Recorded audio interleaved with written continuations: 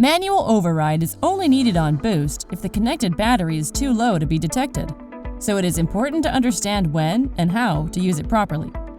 Note that manual override does not provide any additional power. It simply removes auto detection and safety features. If the unit is powered on and the charge LEDs do not chase, it means that boost is not detecting a battery. A solid connection is crucial for jump starting, so first, check that the clamps are properly secured. A bad connection could be causing the problem. If the clamps are properly connected and the charge LEDs still do not chase, this could mean that your battery is under 2 volts and cannot be detected. In this case, manual override is required to jumpstart the vehicle. Before continuing, remember that activating manual override will disable safety features, including spark-proof and reverse polarity protection.